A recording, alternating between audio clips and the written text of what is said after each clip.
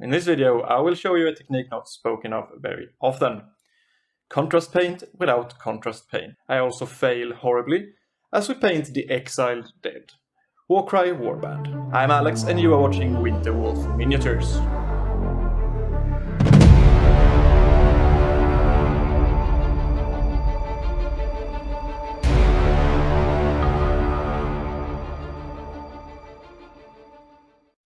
So welcome back to Winterwolf Miniatures. Before we start with today's project, I just want to briefly talk about my channel.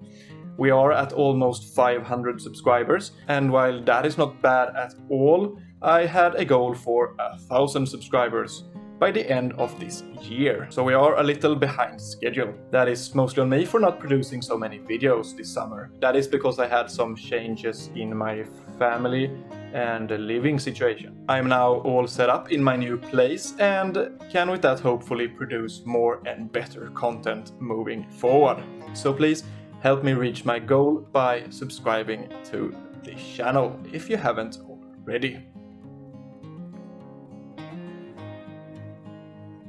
Thank you. Now let's begin. My wife told me that if I bought more plastic soldiers, she would divorce me.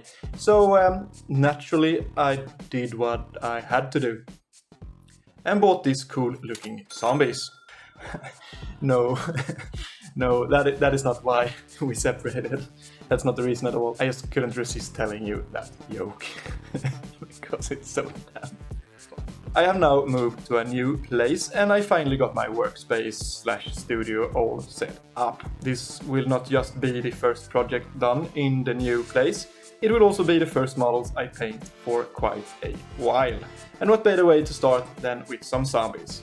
This kit has been on my to-do list for some time and I thought it was time to do something about that. I have been wanting to do a video where I talk about a technique I believe not get the attention it deserves.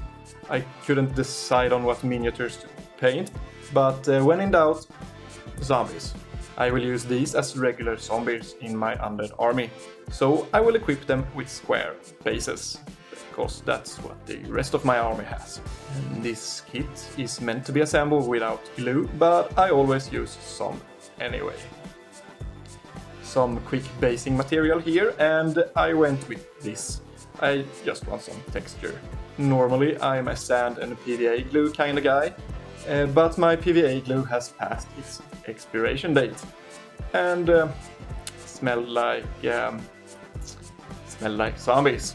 The extra weight is what I like about using sand, because it makes the model heavier in the bottom and therefore less prone to falling over.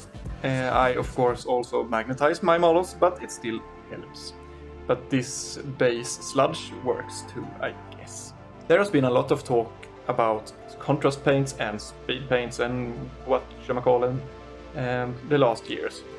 I myself has of course tried a few and I can definitely find a use and purpose for them, but they also got me thinking about a technique that is not spoken about very much. I touched on the subject in my last painting video, but I wanted to talk about it some more. I usually prime my models black because I have often very dark paint schemes, and then do this grey dry brush step before I start painting them. There are a couple of reasons for that. First, it picks out all the detail, making them easier to see. As you can see here, these two zombies one is just primed and the other one has the dry brush. Secondly, the grey is easier to put down lighter colors on than black, in fewer layers. And finally, it automatically adds a contrast effect when I paint over this. The paint is not fully opaque. If you ever tried painting a light color like yellow or something over a dark color like, let's say, black, you know exactly what I talk about. We use this as an advantage when we do layering and paint very nice things, but you can also use it when speed painting. A quick dry brushing of some grey, and if you want to do it right, some white on top of that, and you have a nice canvas to work on later. I try to do mostly downward strokes with the dry brush to get natural shadows on the underside of stuff. And for the same reason, I focus on the very top and the most raised areas with the white. Then it's just a matter of using the right paint. The goal is to only make one layer, as with contrast paint. Let's use this green here. As this layer won't be fully opaque and go over a black and white primer here, we need to use a color that is a bit stronger and brighter than the end result we want. This is a paint from the Vallejo's Air range, so it's a bit thinner, but even that needs to be thinned down a bit with water.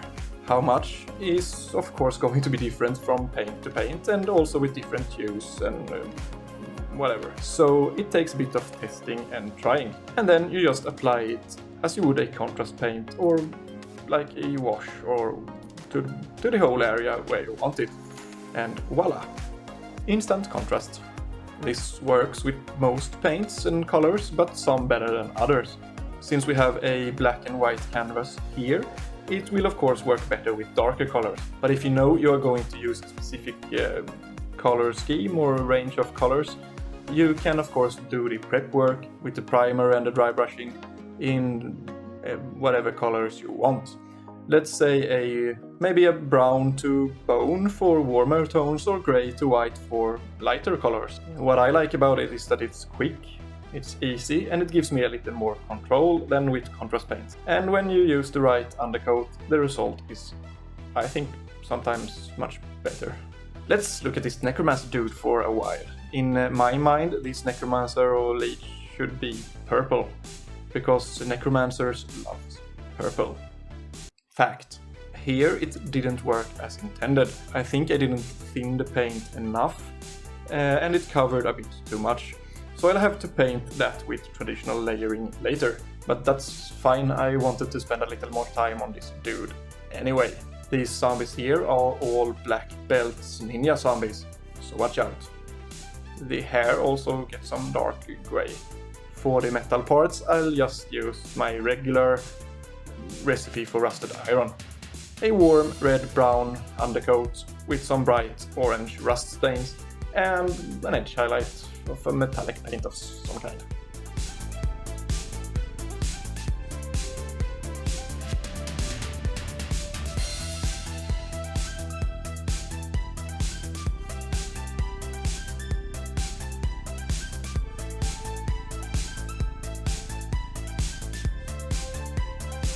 This dude here gets a shiny golden shield, because he's a little more badass. A quick wash of brown on all of them. Agrax Earthshade is the shit, for zombies anyway, because you want them dirty and grimy. After the wash we need to do some touch up where the wash took away too much color. The red here for example, and the brown here.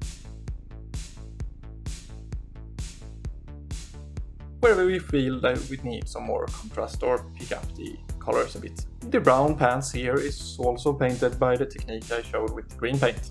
Okay, so let's talk about these electric thingamadiggies. At first I wanted them in some kind of ghostly green color, but in the end I decided to make them look electrical. I thought about using the airbrush for some cool OSL effects, but decided not to, mainly because I haven't packed that up yet.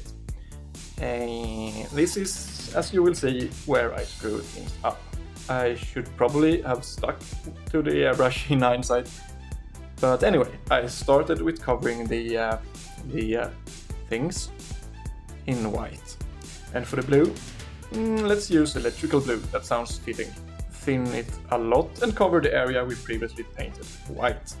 No worries about overspill when we're painting with paint as thin as this. We want that actually, as long as the other areas where we get it are darker, which you know they probably are, because white is bright.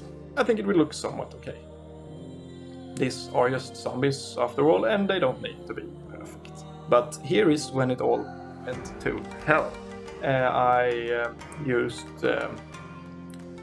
Drakenhof Nightshade from Citadel to darken the parts where I thought the blue was a bit too bright, and I also used it to glaze some areas where I wanted a bluish sheen from the electrical things. And for some reason it turned out glossier than anything I have ever experienced. But more on that later. While they dry, let's get back to the necromancer. I did some purple on the robe in the more traditional style with layering, working my way up to a purplish pink. I then washed it with brown to mute and blend the colors down, and make it look a bit more dirty. Some basic basing in the style of the rest of my army, with a few tufts and some patches of snow. When doing snow, less is more, pretty much.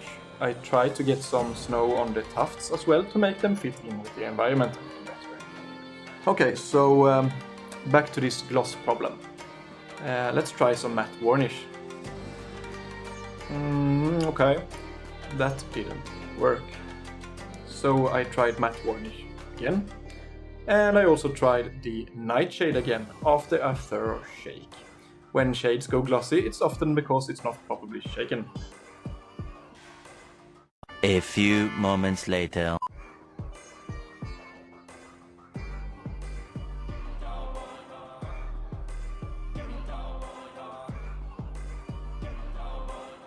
No, that didn't work either.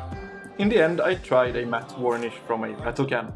It's better, but honestly, I am just so tired about these zombies that I'm gonna call it.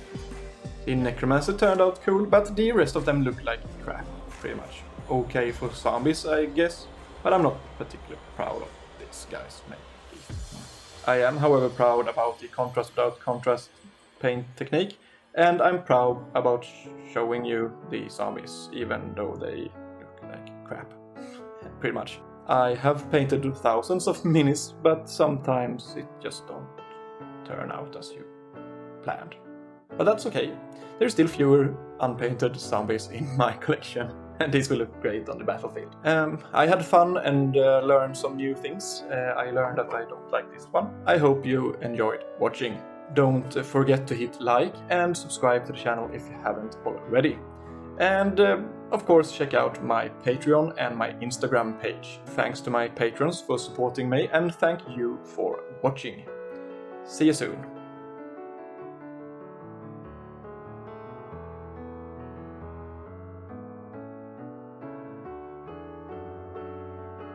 For the metal parts, I'll just use my regular